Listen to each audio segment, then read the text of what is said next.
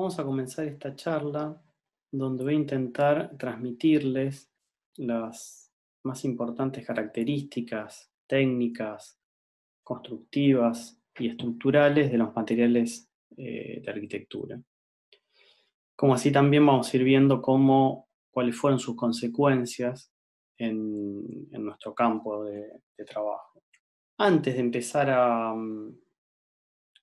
charlar o a contar un poco, a hablar sobre los materiales, me gustaría que podamos entender qué es la materialidad, qué es la materialidad de la arquitectura. Es un catálogo de materiales y de técnicas, es algo que tiene que ver o está relacionado con la construcción, es un problema de lenguaje. En realidad, el pensamiento material de la arquitectura no puede ser algo externo, no puede ser algo añadido a posteriori, tiene que estar integrado en el momento de las ideas. Es una síntesis que permite un orden global, que por lo tanto la materialidad de un objeto arquitectónico nos habla esencialmente de su consistencia y de su realidad material y también de cómo ha sido ordenado. Por lo tanto, es un problema constructivo y perceptivo a la vez. Y en realidad, en relación a esto, yo fijaría dos premisas esenciales que tienen que ver con nuestro quehacer de proyectar. Por un lado, fomentar la actitud de relacionar conocimientos como el modo de operar nuestro, ¿no? Como el modo de operar de los arquitectos. Y por otro lado, afrontar la resolución de los problemas a través de una verdadera síntesis arquitectónica. Evidentemente la arquitectura no debe ser una suma de intervenciones, sino que tendría que ser un acto de síntesis. Es algo que nosotros hacemos bastante hincapié en las correcciones y en el desarrollo de cada uno de los trabajos. Para esto me interesaba, para poder entender quizá o poder acercarlo a un ejemplo que ustedes conozcan, me interesaba contar brevemente algo que tiene que ver con esta obra, que es La Casa de la Cascada. Seguramente todos la conocen.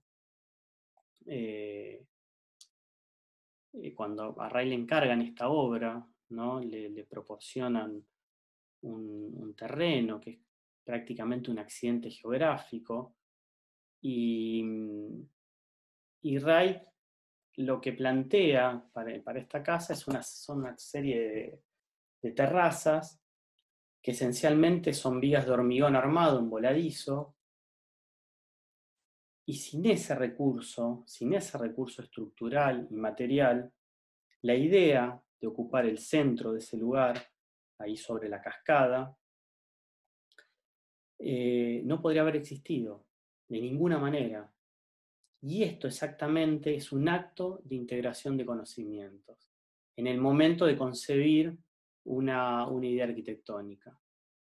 Por eso la importancia de poder hablar en este momento de los materiales y de la estructura como algo esencial en este inicio, ¿no? Cuando ustedes están pensando, están desarrollando las primeras ideas y desarrollando un anteproyecto. Los materiales de arquitectura que vamos a hablar, en realidad son 4 materiales. Son los materiales que nosotros denominamos como materiales tradicionales, que son los que van a usar ustedes para proyectar y construir en el futuro, ¿no? Y que nosotros de alguna manera también usamos para materializar nuestros proyectos. Eh, los vamos a dividir, de alguna manera los organicé en 2 grupos. Un grupo que los denomino materiales preindustriales, que son los que surgen de la naturaleza y han sido trabajados y modificados por el hombre de manera artesanal, y de alguna manera son los que dieron origen a la arquitectura, siendo los más primitivos. Y por otro lado, estos 2 materiales, perdón, son el mampuesto y la madera. Y por otro lado, el otro grupo de materiales que surgen después de la Revolución Industrial, a partir de este gran evento que genera un cambio tan importante en la sociedad, y aparecen nuevas técnicas y obviamente esto da la incorporación de nuevos materiales y que obviamente va a generar un quiebre importante en la arquitectura. Bueno, vamos a empezar con el primero de los materiales que vamos a desarrollar, que es la técnica del mampuesto. Entonces, nos preguntamos qué es el mampuesto. Y claro, el mampuesto no es esencialmente un material, sino que es una técnica de simple apilamiento, el poner o colocar con la mano un elemento sobre otro. Esta técnica está ligada al origen de la arquitectura. Las primeras edificaciones primitivas que el hombre construye después de abandonar las cavernas fueron construidas a partir de la técnica del mampuesto. Al principio eran solo un apilamiento de estos elementos uno sobre otro, luego aparecen materiales que conectan una pieza con otra a partir de una mezcla a base de cemento, arena y agua. Originalmente eran piedras que recolectaban sin labrar, sin trabajar y en estado natural, y luego estas piezas se empiezan a trabajar y a labrar, y más adelante aparecen como los nuevos materiales, hasta los distintos bloques y ladrillos que tenemos hoy en la actualidad y que disponemos en el mercado. Y esta técnica del mampuesto lo que crea es el muro, como que podríamos definir el muro como el primer elemento arquitectónico creado bajo esta técnica del simple apilamiento, que es el encargado en ese momento, en estos primeros espacios habitables, de proteger y aislar al hombre del espacio exterior. Estos muros realizados, como decíamos, con diversos materiales naturales y a futuro con materiales artificiales, que son los que va a proveer la industria, y que a su vez pueden ser de sostén, pueden ser muros portantes o pueden ser muros de cerramiento. En el caso de muros de sostén, cuando el muro es muro portante, sabemos que el mampuesto soporta solamente esfuerzos de compresión. Y para evitar las fuerzas de pandeo, que son las fuerzas horizontales, necesitan tener gran espesor. O de alguna manera ser intersectado por otro muro, lo que define o lo que se conoce como la caja muraria. Por eso es característico de la arquitectura muraria portante el gran espesor o la gran sección que deben tener. En este caso vemos estos tres ejemplos: la casa Torres Pozzi en Tafí del Valle de Sacriste, o la iglesia unitaria en Nueva York de Cannes, o veíamos anteriormente las termas de Valls en el Cartón de los Grisones en Suiza de Zumthor.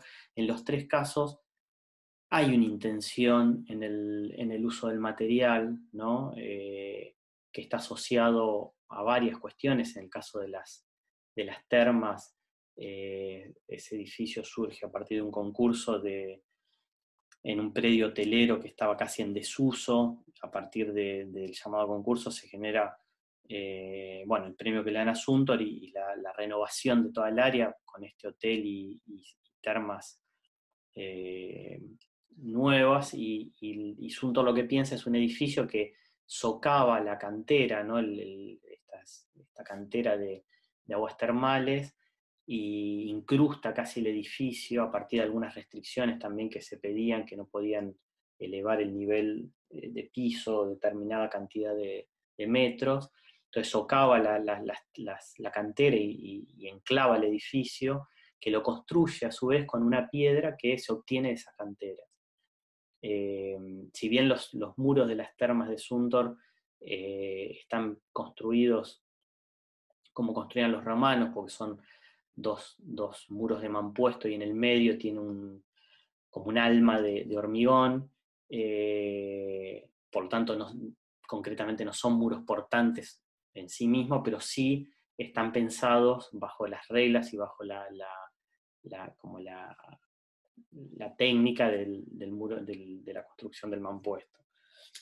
Y lo mismo pasa con la iglesia unitaria de Cannes, ¿no? A partir del programa que tiene, ¿no? y el tipo de espacio que él quiere generar, o la casa en Tafí del Valle de Sacriste, donde esta casa requiere, a partir de cuestiones climáticas, ser como un espacio de refugio y de protección. En ese sentido, en los tres casos hay una búsqueda de un material que acompaña de alguna manera decisiones de proyecto que tienen que ver con la búsqueda de alguna cuestión espacial. Y la vinculación en la arquitectura muraria portante, como veíamos hoy, del interior y el exterior, es a través del vano, ¿no? Estas perforaciones pequeñas, quizá, porque cuanto más pequeñas, mejor para la resistencia del muro, que son las que van a permitir iluminar, mirar, pasar, expandir, ¿no? Romper ese límite entre el interior y el exterior. El vano en el muro de alguna manera es el que va a cualificar la relación entre el interior y el exterior.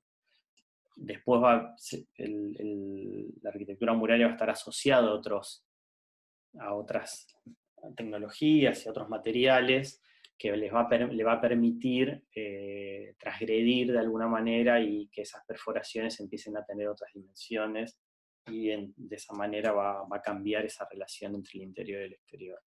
Cuando vemos el muro como cerramiento, y quizá uno de los ejemplos más claros es el de la Ville Savoie, donde el muro de mampuesto, con la aparición de nuevos materiales como el cemento, no solo libera su responsabilidad de sostener, su responsabilidad portante, y pasa a ser solamente un elemento de cierre, sino que también, como decíamos, estas piezas se unen, ya no son piezas apiladas, sino que se unen entre sí, y cambia su acabado con la incorporación del revoque. Esto transforma el muro, ¿no?, que estaba compuesto por esta cantidad de elementos, en un plano.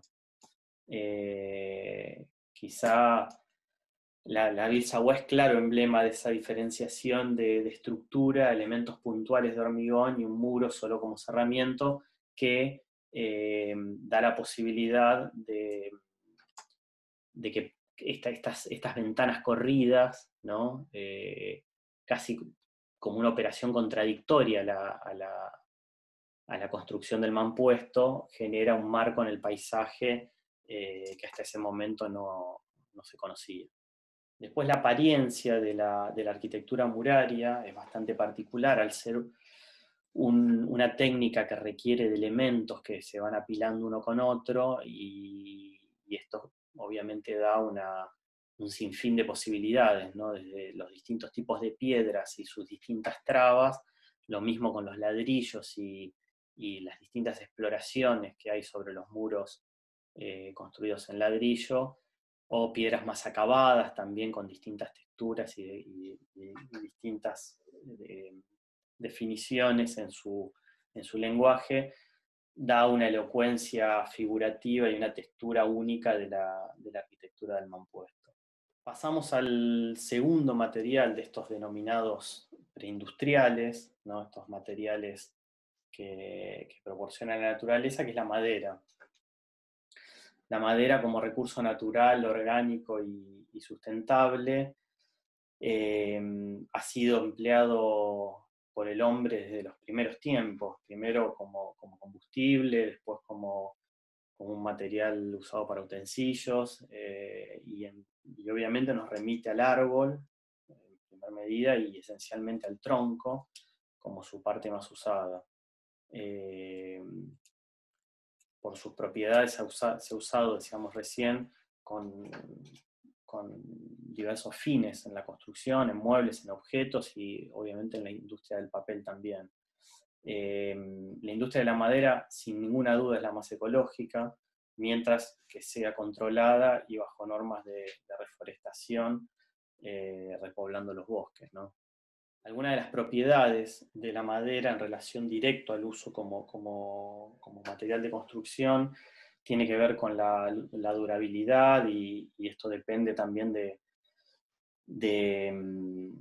que varía mucho según el medio donde se encuentre, ¿no? Y lo constante que sea, ¿no? Yo siempre, cuando la gente habla de la madera y el tema del agua y de la humedad, el problema del agua y de la humedad es que no están en una condición constante. Vos una madera la sumergís y la dejás en el agua permanentemente y tiene muchísimo menos deterioro que cuando eso se va alterando, ¿no? Digo, le da el sol, se moja, le da el sol, se moja, eso deteriora la madera de manera muy rápida. Después algunas de otras propiedades como la aptitud térmica y acústica que tiene la madera, es un buen aislante térmico y acústico, y obviamente cuanto más blanda y porosa, mayor es su capacidad. Es un material homogéneo, es un material de baja conductibilidad, tanto del calor como de la electricidad, es un buen aislante, y después su densidad también, que está en relación a la dureza y a las maderas que son más livianas, obviamente tienen menos densidad y por ahí las más duras son las que tienen mayor densidad, o el color, que las maderas oscuras son también las más resistentes, y por ahí las más claras son las que tienen menos dureza. Algunas de las características como tradicionales de la madera. Algunos de los condicionamientos estructurales de la madera, o quizá el condicionamiento, la característica esencial de la madera, es que la madera, de alguna manera, bien aparece y es la que termina de resolver la limitación que tenía la técnica del mampuesto. El mampuesto es una técnica que, como decíamos, resuelve el esfuerzo de compresión, pero no el de tracción. Por lo tanto, no se podían cubrir, digo, el arco, quizá, que trabajaba con presión, era la máxima luz que uno podía dar en un espacio, en un edificio, y la madera es el primer material que resuelve este problema de la fricción, ya que resiste tracción y compresión. Esto obviamente genera un cambio, la aparición de la madera genera un cambio radical en la arquitectura. Y algo importante en la arquitectura de madera es su disponibilidad, ¿no? A partir pensamos de dónde se obtiene, y hablábamos hoy al principio que uno remite sistemáticamente al tronco, ¿no? del árbol, y que según la sección de este tronco va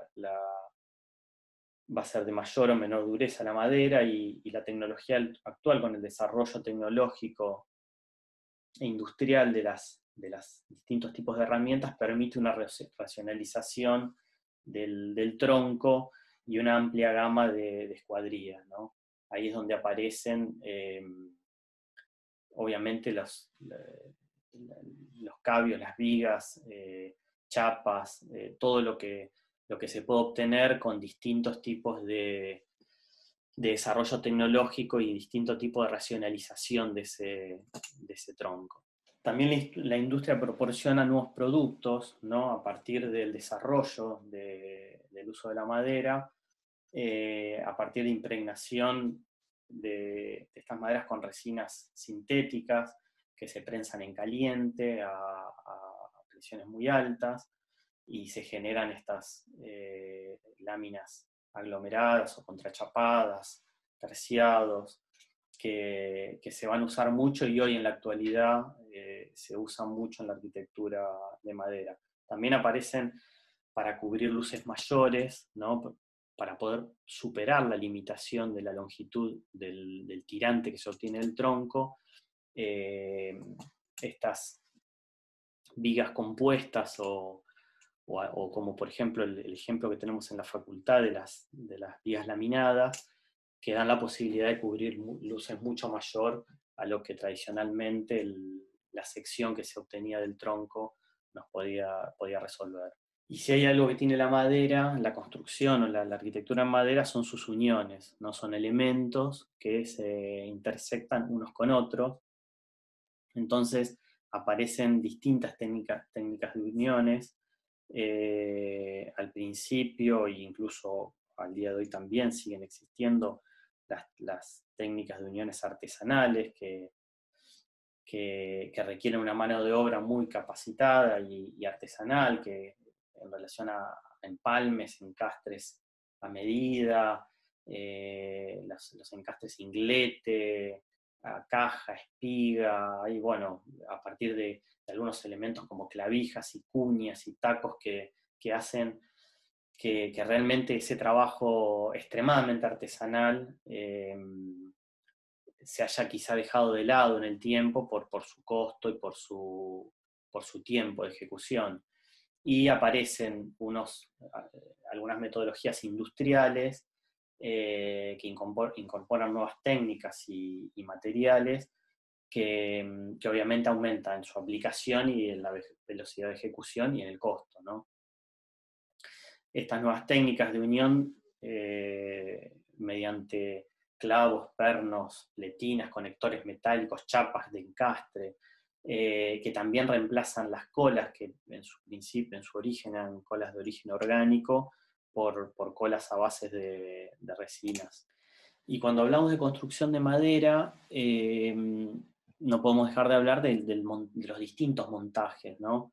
Y nos remitimos a Europa, en la Edad Media, las primeras construcciones que aparecen incluso de carácter mixto, porque eran construcciones, como decía, yo les contaba hoy, que estaban pensadas a partir de la técnica del mampuesto con esos basamentos de piedra, y aparecían a partir de un diseño estructural, ¿no?, más evolucionado, que permite superar las limitaciones de medida, los largos y las secciones disponibles, impulsa el uso de estas formas compuestas por elementos de pequeña longitud y sección. Esto permite realizar estructuras de maderas parecidas o análogas a las triangulaciones metálicas. Entonces aparecen algún tipo de cabriada, vigas reticuladas, que de alguna manera van a resolver las cubiertas de estas casas construidas en la Edad Media. Este sistema constructivo, que obviamente está basado en una estructura independiente de columnas y vigas con arrastramientos diagonales, unidos mediante encastres también artesanales, requiere una mano de obra artesanal y especializada de gran calidad, que obviamente después eso se va perdiendo. Esto también lo que permite es que es parte de esto que se construía en estos espacios habitables, se montaba en seco, incluso algunas cosas venían ya prearmadas y se montaban in situ, ya ejecutadas. Este mismo sistema, pero de alguna manera más sintetizado, se empieza a realizar mucho tiempo después en Estados Unidos, en América, y resuelve en realidad pensando la resolución de producción masiva de la vivienda a partir de la conquista del oeste. La incipiente industria en Estados Unidos incorpora algo clave en este tipo de construcción, que es el clavo a granel y la sierra mecánica, que esto lo que desarrolla es el quizá más conocido para todos, que es el balloon frame, que es el típico sistema usado en Estados Unidos para la construcción de vivienda.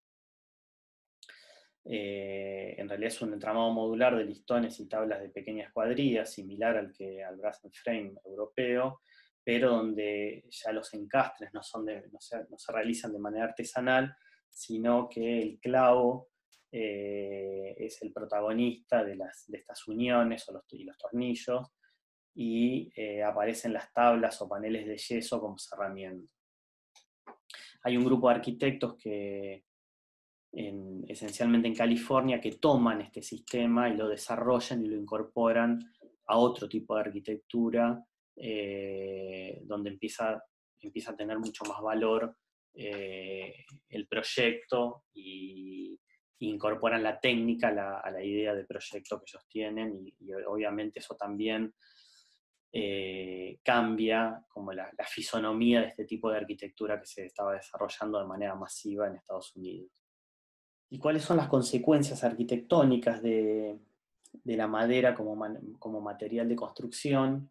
Y estas están definidas a partir de sus condicionamientos, que definen una serie de consecuencias que caracterizan a la madera, ¿no? La unidireccionalidad de su comportamiento estructural, la linealidad, esta cuestión de lo repetitivo de sus elementos es una característica clave y esencial de la construcción en madera.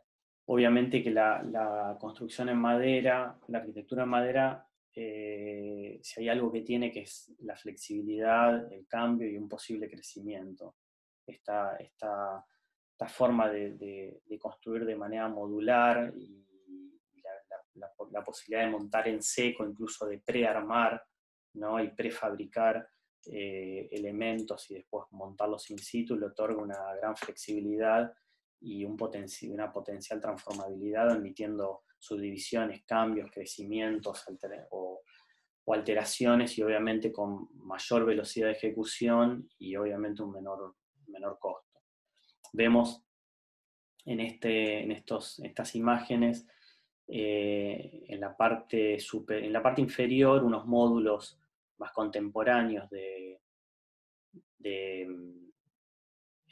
como equipamiento de un parque que tiene estas características de flexibilidad y de libertad de transformación. Y arriba vemos la casa de Kenzo Tange, que yo creo que es como un emblema de la construcción en madera.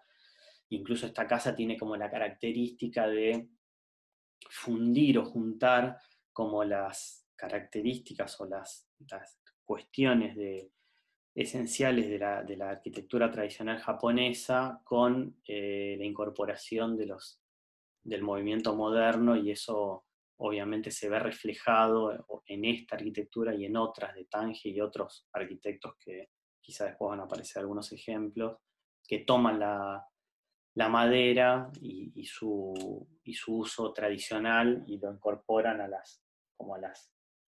los nuevos espacios que se están pensando para la arquitectura. Como hablábamos también al principio de la identidad del mampuesto, ¿no? La madera también tiene una identidad muy fuerte, los matices de su apariencia, su textura, su dibujo, el color, le confiere obviamente una identidad propia inconfundible que se destaca rápidamente de otras tecnologías. Hoy hablamos de una de las características importantes de la madera, que es el aporte, ¿no? que tiene la madera a partir de su cuestión estructural, de ser el primer material que resuelve el problema de la flexión. Y hay algo importantísimo a la madera, que es la lógica que tiene de armado, que es a partir de esta lógica de entramado, pensando que la arquitectura, ¿no? Y la construcción en madera, desde las primeras construcciones, y yo pongo la arquitectura japonesa como las primeras técnicas milenarias que trabajaron el uso de la madera o incorporaron la madera en la arquitectura, que está pensada a partir de una serie de capas superpuestas, cruzadas, y de distintas jerarquías portantes, de acuerdo obviamente a las luces respectivas, provocando esta sensación como de liviandad y espacialidad. Esto obviamente va a ser una característica especial de la madera, que después otros arquitectos japoneses y no japoneses también, como Kenzo Tange o como Tadao Ando o Kengo Kuma, trabajan el espacio a partir de esta lógica del entramado de la madera. quizá este ejemplo al final es Fujimoto casi que genera una síntesis, ¿no?, de esta lógica del entramado al pensar este refugio, ¿no?, en este refugio casi como prototípico a partir de esto, ¿no?, de la lógica del entrecruzamiento de elementos macizos de madera, y a partir de eso generar un espacio con una identidad única, ¿no?, que remite obviamente a la madera. Bueno, vamos a seguir con este tercer material, que es el hierro. En este grupo que yo denominaba materiales industriales, el hierro surge a partir de la Revolución Industrial. Está considerada como el mayor cambio tecnológico, socioeconómico, cultural de la historia. No hay registros previos del uso del hierro como material de construcción. Sí, en la prehistoria como usado para herramientas, armas o adornos, pero al no poderse utilizar en estado puro recién fines del siglo XIX, el hierro, a partir de las denominadas aleaciones, puede conseguir determinadas propiedades, y de ahí se genera la obtención del acero. Estas transformaciones fueron posibles gracias a la aplicación de nuevas máquinas y métodos de trabajo. No olvidemos que la revolución industrial comienza con la mecanización de la industria textil y por ende el desarrollo de los procesos del hierro. El ferrocarril y la máquina de vapor fueron claves en estas transformaciones. Por lo tanto, podríamos decir que el hierro es el material símbolo de la revolución industrial. Acá vemos los tres edificios significativos: el Palacio de Cristal, la Galería de las Máquinas y la Torre Eiffel, que son los que representan de alguna manera este momento y este material introducido por los ingenieros, y que luego va a ser un material de uso masivo para resolver la arquitectura. El acero es un material de gran resistencia mecánica a la tracción como a la compresión y al corte, por lo tanto excelente material de flexión. Va a superar las posibilidades que brindaba la madera hasta ese momento, y al ser un material homogéneo, de gran elasticidad, con un amplio periodo plástico, lo convierte en un excelente material de construcción. Desde los estudios, a partir de su alto costo de producción con respecto a otros materiales, se impulsa el diseño de las estructuras metálicas para obtener el mayor rendimiento estructural con el mínimo uso del material, y aprovechando las posibilidades que proporciona la industria, el desarrollo de métodos científicos para su diseño y para su cálculo, surgen materiales como el perfil T, hasta los desarrollos estáticos que han posibilitado ampliar enormemente las grandes luces. Vemos algunos ejemplos desde estructuras trianguladas, donde barras que desarrollan esfuerzos simples de compresión y tracción, hasta pasando por estructuras espaciales que realizan descomposición de fuerzas en tres dimensiones, o la asociación con otros materiales como el hormigón armado, que de alguna manera va a resolver la arquitectura de principios del siglo XX. Como veíamos anteriormente en la madera, la disponibilidad del hierro está en relación a la producción de la industria. Perfiles normales, chapas, barras de acero, alambres, cables, son los elementos que se van a usar para la construcción. Completados con planchuelas, barras, tensores, que van a ser utilizados para la realización de todo tipo de cabreadas y vigas compuestas o arcos reticulados, aplicando, como veíamos anteriormente, los principios de triangulación y descomposición de fuerzas. Barras de acero redondo, lisas y estriadas, y alambres y cables para usos estructurales, para elementos de pretensado, chapas onduladas, autoportantes, van a ser otros los elementos que van a conformar el abanico de posibilidades que va a dar el acero como material de construcción. También como en la madera teníamos la problemática de la unión de los elementos que componían estas estructuras, en el acero también, y tenemos distintas posibilidades a partir de los primeros métodos de unión, en relación a remaches y roblones, estos elementos cilíndricos de hierro que eran roscados o golpeados, que están sometidos a esfuerzo de corte. También pernos o bulones, que son empleados excepcionalmente cuando se deja abierta la posibilidad de que se pueda desarmar una estructura, o cuando el espesor de las piezas a ensamblar excede 4 o 5 veces el diámetro del perno. Otras maneras de unión, otros métodos de unión más contemporáneos es la soldadura, que permite la fusión parcial entre dos metales a lo largo de una superficie de contacto. Y aunque la soldadura también se haya sometida al esfuerzo de corte, esta unión, que es casi monolítica, reduce esos esfuerzos que se generan a través que se generaban a través de estos agujeros que generaban los roblones y los pernos. Obviamente que la soldadura es el método de unión quizá más contemporáneo y usado hoy en la actualidad para la construcción con el acero. Cuando hablamos de las consecuencias arquitectónicas del acero, obviamente estamos tratando con un material que podríamos decir que es genuinamente moderno, que produce cambios fundamentales en la sociedad. El hierro es el material que aporta la gran luz para los primeros rascacielos, y lo vamos a ver quizá más adelante, cómo el hierro es protagonista en estos nuevos programas de la arquitectura.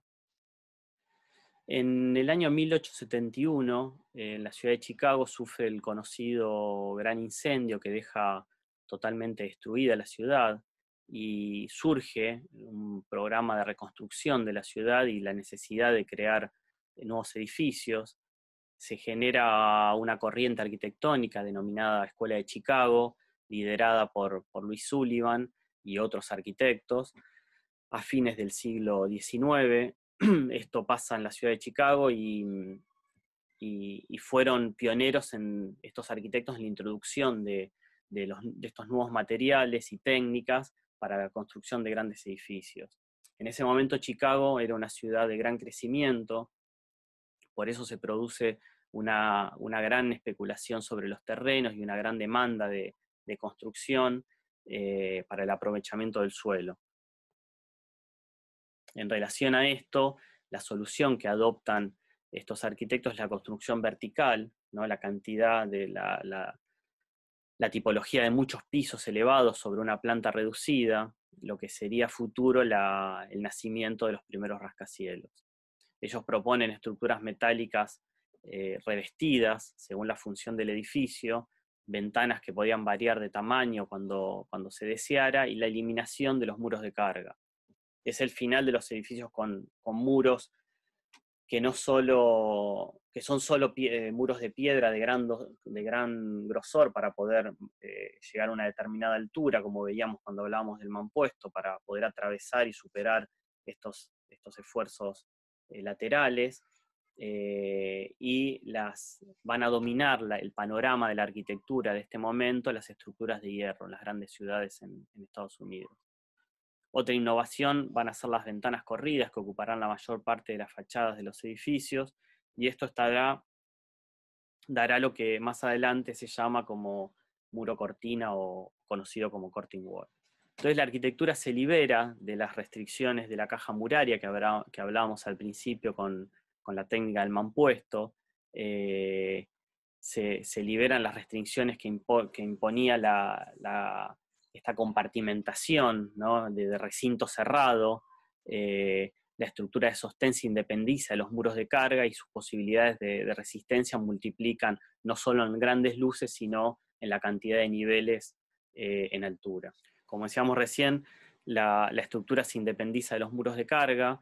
La aparición del vidrio como material asociado al cerramiento, gracias a la aparición de la esbelta estructura metálica, que cambió rotundamente la relación interior-exterior en los distintos programas de la arquitectura.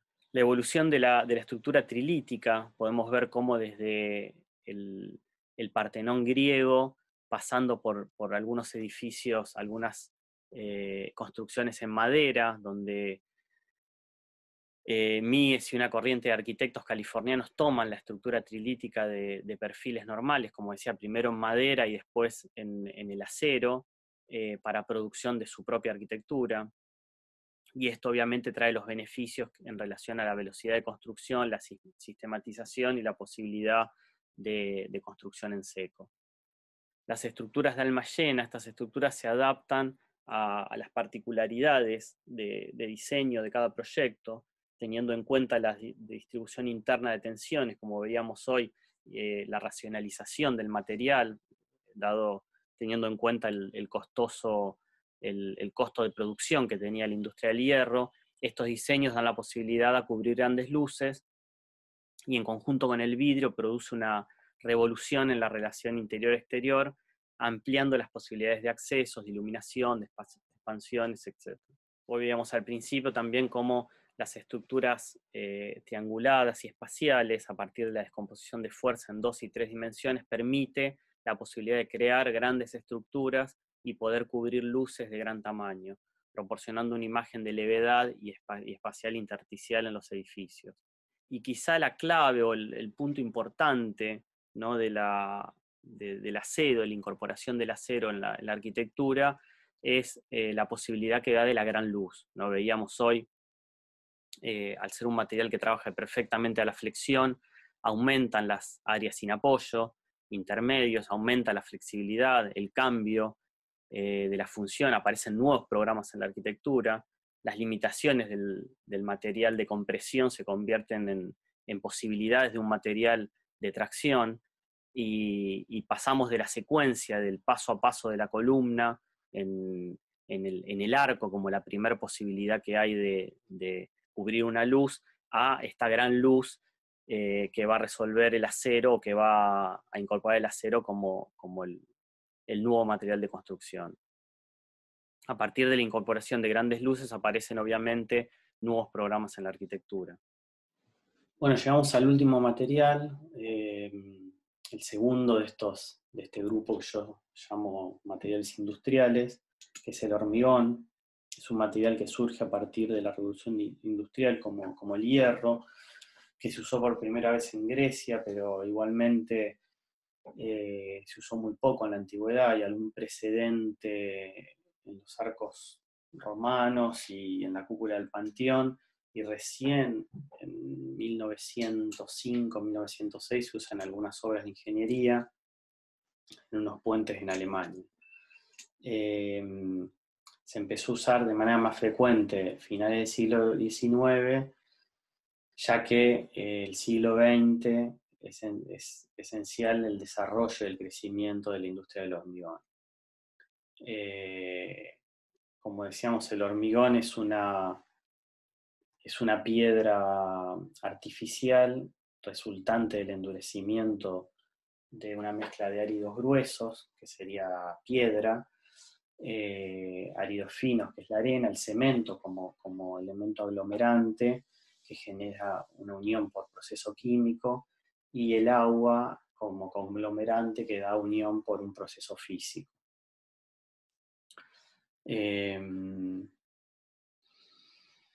Acá podemos ver en este esquema cómo es la compacidad y la densidad del hormigón, y cómo es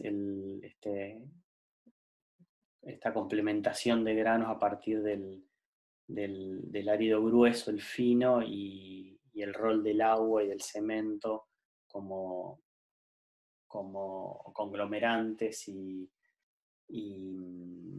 aglomerantes que producen este efecto físico, ¿no? Y da esta piedra artificial de características muy, muy particulares. Y obviamente a partir de la dosificación de estos elementos, ¿no?, y la incorporación de mayor o menor cantidad de cemento e incluso de algunos aditivos, hay distintos tipos de hormigón que permiten obviamente o que se usan para necesidades específicas, como retardar el fraude, mejorar su trabajabilidad, obviamente aumentar su capacidad aislante y su resistencia. Como piedra artificial, el hormigón simple resiste solamente a compresión y no tiene, o tiene muy poca resistencia a la tracción. Y a partir de su resistencia se podría clasificar como en distintos tipos de hormigón, desde el H8, que son hormigones de nivelación o de contrapiso, con resistencias que van desde los 80 kilogramos por centímetro cuadrado a los 130 kilogramos por centímetro cuadrado, a hormigones como el H15, que ya son usados para elementos estructurales con unos 150 kilogramos por centímetro cuadrado, o H17 o 21, que son los hormigones que se usan habitualmente para la construcción de edificios, que llegan a unos 210 kilogramos por centímetro cuadrado. Después hay algunos hormigones con mucha mayor resistencia, que están en los 250 kilogramos y los 300 kilogramos por centímetros cuadrados, que se usan para pavimentos, para puentes o grandes estructuras. Hay otros tipos de hormigones para otro tipo de usos específicos que se han desarrollado, que son hormigones generalmente no estructurales, modificando algunos de sus componentes, como el hormigón alivianado y el hormigón celular, que tienen en alguno de los dos casos, en uno se le inyecta aire y en el otro se le inyecta perlas de tergopol, y esto le da como distintas capacidades. El hormigón alivianado contiene estas perlas de poliestileno expandido, cemento, arena y agua, y es un hormigón más liviano que el tradicional y de alguna manera más aislante, pero bueno, no es estructural. El hormigón celular, donde sus componentes también son agua, arena, cemento, y se le inyecta aire. Este hormigón se usó por primera vez en Europa cerca del 1930, y lo que tampoco es estructural, pero también es un buen aislante térmico y tiene buena resistencia al fuego. Son los típicos bloques que por ahí conocen, que se llaman RETAC, son bloques de hormigón celular. Y después hay un hormigón como un poquito más específico y por ahí no tan, casi como algo un poco raro, que es el hormigón translúcido, que se inventó creo que en el 2005 en México, y su composición es a base de cemento blanco, que es un cemento menos resistente, que bueno, tiene unos agregados finos y gruesos, unas fibras, como un tratamiento, una fibra secreta llamada Lium, que le da esa cuestión de transparencia, casi como un hormigón vítreo, ¿no? Obviamente no es resistente no tiene capacidad portante, pero sí es resistente a los factores externos, incluso al agua marina. Pero no es un hormigón que yo creo que ni se comercializa, pero bueno, es una de las investigaciones y las exploraciones que se hicieron sobre el hormigón. Entonces el hormigón, como decíamos, el hormigón simple es una piedra artificial que, como el mampuesto, resiste la compresión. Ahora, cuando el hormigón se asocia con un material como el acero que resiste tracción, aparece el hormigón armado, ¿no? Que en realidad es una técnica y que se obtiene de esta asociación, ¿no? Del hormigón simple con estas armaduras metálicas, teniendo en cuenta que sus coeficientes de dilatación de ambos materiales son similares, y permite esto que actúen juntos. El hormigón obviamente absorbe los esfuerzos de compresión y el acero los de tracción. Es toda una respuesta excelente al al tema que venimos repitiendo varias veces, que es el tema de la flexión, ¿no? Y algo clave en el hormigón, que yo creo que es lo que lo caracteriza quizá de los otros materiales, es el monolitismo en sus uniones. Cuando hablábamos de la arquitectura en madera y después de la arquitectura en acero, de sus uniones y las técnicas de unión, el hormigón tiene una cuestión que es su monolitismo, que le da continuidad en la transmisión de esfuerzos y en la colaboración de todos sus elementos estructurales.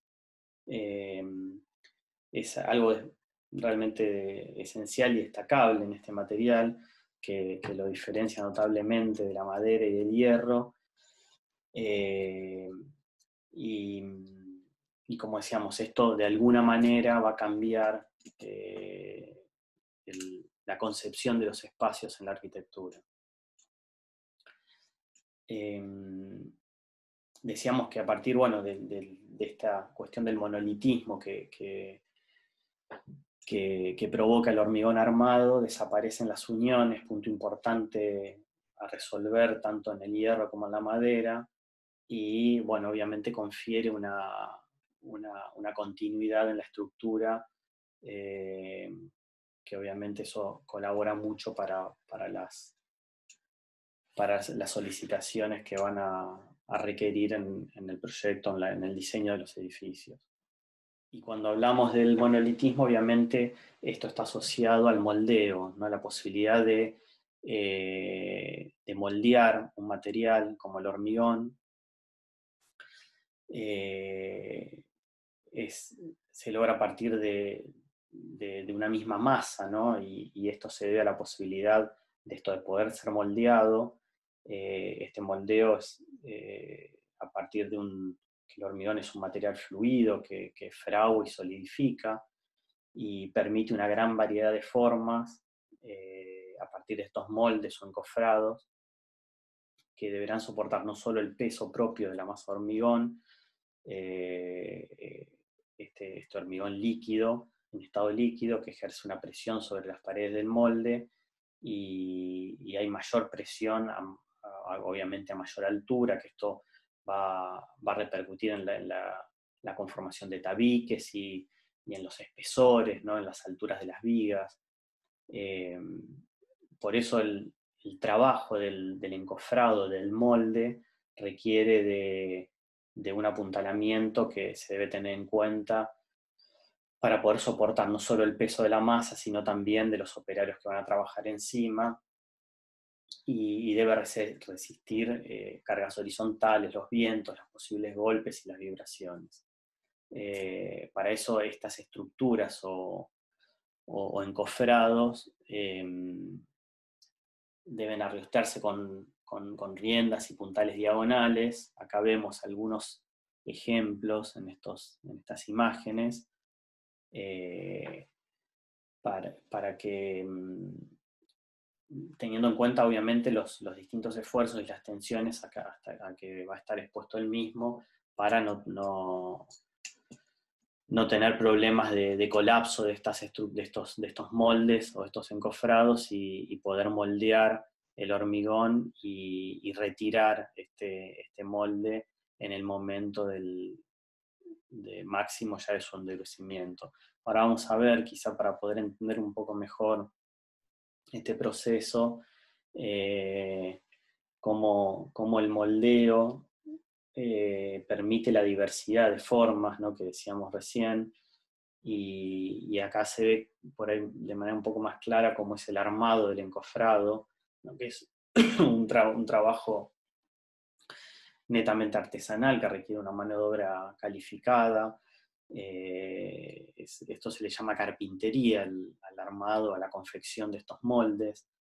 En el proceso de llenado se tiene muchísimo cuidado, ya que una vez terminado el llenado del hormigón, fragua en las horas siguientes, y no hay modificación o reparación posible. A los 28 días logra su mayor endurecimiento y el encofrado se va retirando. Acá vemos como ese proceso, ¿no? Cómo se construye el encofrado, el molde, a partir de estas cuestiones que hablábamos recién, de estos requerimientos, aparecen en el segundo gráfico, aparecen las armaduras, el vertido del hormigón. Después empiezan a sacar las primeras tablas del encofrado de los lugares que no tienen solicitaciones. Fíjense que los laterales son los que primero se sacan las tablas. Y por último, obviamente, los lugares donde están los esfuerzos de flexión, es donde se van a dejar los 28 días el molde o este encofrado para que no existan deformaciones ni posibles roturas. La tecnología y el avance tecnológico también ha desarrollado en el hormigón como nuevas búsquedas, ¿no? Y aparece el hormigón pretensado, que es el hormigón que contiene acero, ¿no? Sometiendo a un esfuerzo de tracción previa al material y permanente. La idea básica del pretensado es someter a compresión al hormigón antes de cargarlo, en todas esas áreas en las que va a haber grandes esfuerzos de tracción. Esto va a permitir cubrir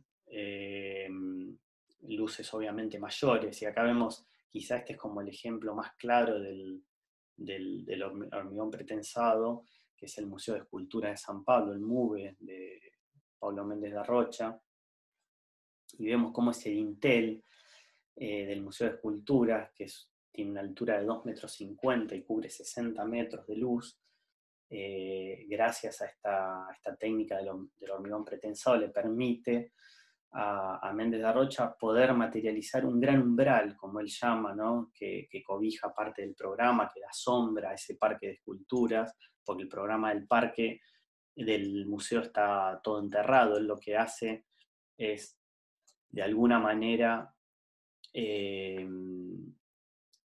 hacer un parque. Este era un proyecto que se le iban a dar, o estaba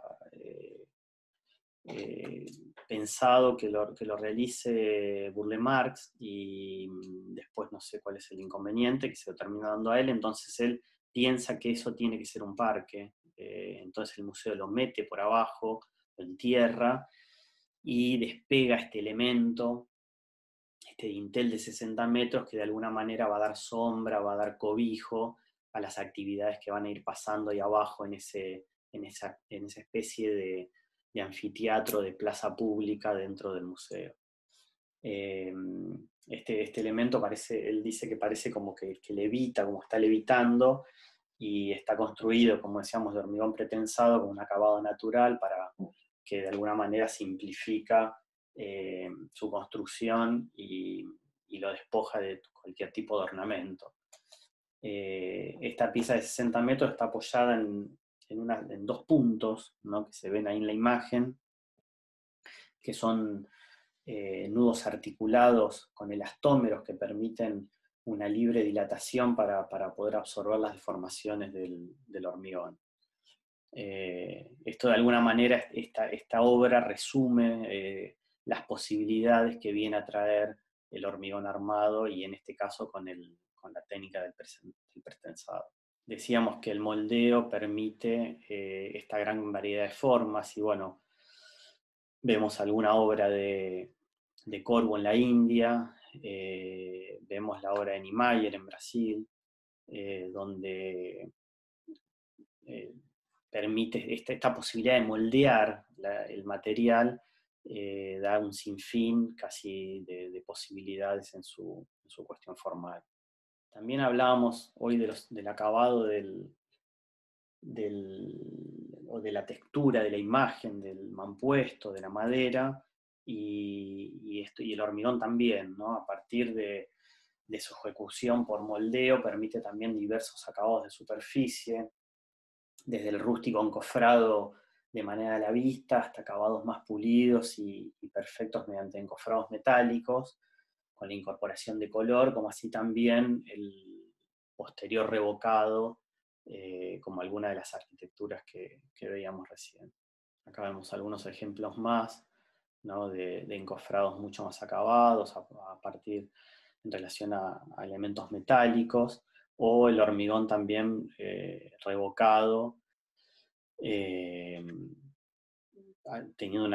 dándole un acabado, una superficie diferente. Entonces, algunas de las cuestiones estructurales que enfatizamos en el hormigón, bueno, se libera el cerramiento del compromiso portante, ¿no? A partir de que aparece este material que resuelve de manera independiente la estructura, se intensifica, ¿no? A partir de esto la relación interior-exterior.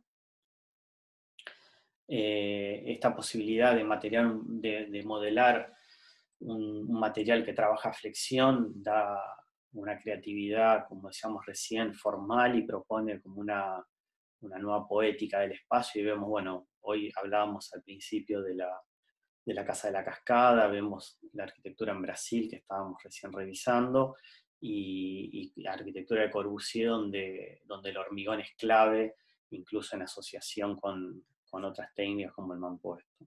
Y obviamente el hormigón es un material que de manera masiva va a resolver los problemas de la vivienda, ¿no? Asociado con el mampuesto. Recién eso lo decía anteriormente, y vemos cómo a partir de un material que es económico, que es accesible, que tiene capacidad de flexibilidad y tiene estos atributos en relación a su capacidad de moldeo, va a ser como, se podría decir que es el material emblema del siglo XX. Y ahora quería hacer como una conclusión rápida, como una síntesis un poco de todo lo que hablamos, y pasamos rápidamente por los mampuestos que decíamos que dan origen a los primeros espacios habitables con materiales que nos provee la naturaleza y que solamente absorben esfuerzos de compresión.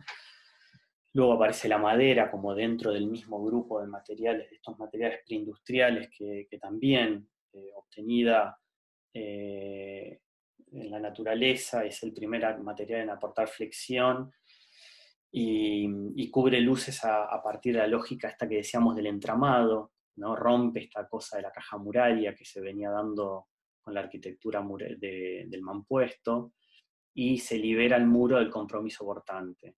Esto obviamente empieza a cambiar con la madera, la relación de medida del vano, por lo tanto cambia la relación interior-exterior.